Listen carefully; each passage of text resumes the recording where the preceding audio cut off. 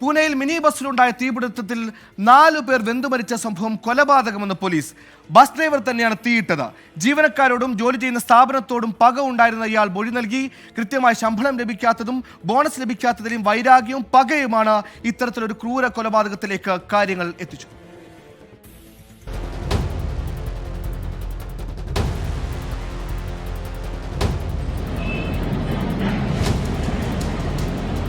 രണ്ട് ദിവസം മുൻപ് പൂനെയിലെ ഹിഞ്ചേവാഡിയിൽ നടന്ന ദാരുണ സംഭവത്തിന്റെ ദൃശ്യങ്ങളാണിത്.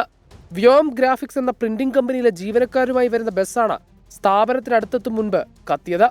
ബസ്സിലുണ്ടായിരുന്ന 12 പേരിൽ 4 പേർ മരിച്ചു, 6 പേർക്ക് പൊള്ളലേറ്റു. ഷോർട്ട് സർക്യൂട്ട് കാരണമുണ്ടായ തീപിടുത്തമെന്നാണ് ആദ്യം കരുതിയത്. എന്നാൽ വാഹനത്തിൽ രാസവസ്തുക്കളുടെ സാന്നിധ്യം കണ്ടതോടെയാണ് അട്ടിമറി സാധ്യതയിലേക്ക് അന്വേഷണം നീണ്ടത്. ചോദ്യം ചെയ്യലിൽ ഡ്രൈവർ ജനാർദ്ദൻ ഹിംബോഡിഗർ കുറ്റം സമ്മതിച്ചു. തീയിട്ടത് താൻ തന്നെ. തീ പെട്ടെന്ന് ആളിപ്പടരാൻ കമ്പനിയിലെ തന്നെ രാസവസ്തുക്കൾ വാഹനത്തിൽ സൂക്ഷിച്ചു. 2006 മുതൽ ഇതേ സ്ഥാപനത്തിൽ ജോലി ചെയ്യുന്നയാളാണ് ജനാർദ്ദൻ. തനിക്ക് മറ്റ് ജീവനക്കാരുമായി താരതമ്യം ചെയ്യുമ്പോൾ ശമ്പളം കുറവാണെന്നും സ്ഥാപനത്തിൽ നിന്ന് മോശം അനുഭവം നേരിട്ടെന്നുമാണ് ഇയാൾ പകയ്ക്ക് കാരണമായി പറയുന്നത്. തീപിടുത്തത്തിൽ പൊള്ളലേറ്റതിനാൽ ഇയാൾ ചികിത്സയിലാണ്. 24 മുംബൈ.